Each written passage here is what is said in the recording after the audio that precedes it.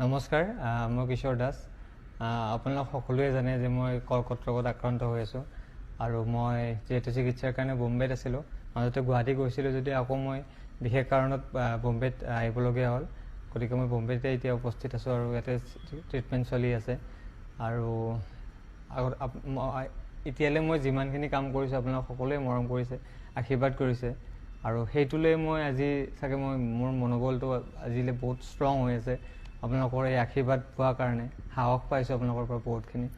আৰু এইখিনিলৈ মই মোৰ নিজৰ এই ৰোগটোক মই পৰাস্ত কৰিবলৈ মই কৰি আছোঁ যিমান পাৰোঁ। কাৰণ মোৰ উইল পাৱাৰটো থাকিলে মোৰ বেমাৰটো মোক হাৰাব নোৱাৰিব। গতিকে মই আপোনালোকৰ যিখিনি মৰম পাইছোঁ, আশীৰ্বাদ কৰিছোঁ, সকলোৰে কাৰণে বহুত বহুত ধন্যবাদ। আৰু মই এই বেমাৰটো হোৱাৰ আগতে মই এখন চিনেমা কৰিছিলোঁ, মোৰ যিখন শেষ চিনেমা লাষ্ট কৰিছিলোঁ, সেই চিনেমাখনৰ নাম হৈছে দাদা তুমি দুষ্ট বৰ। অতি সোনকালে আপোনালোকৰ মাজত আহি আছে আৰু এই চিনেমাখন হৈছে বহুত বেছি হাস্যমধুৰ আৰু ৰোমেণ্টিক হয়। বহুত ভাল পাব আপোনালোকে।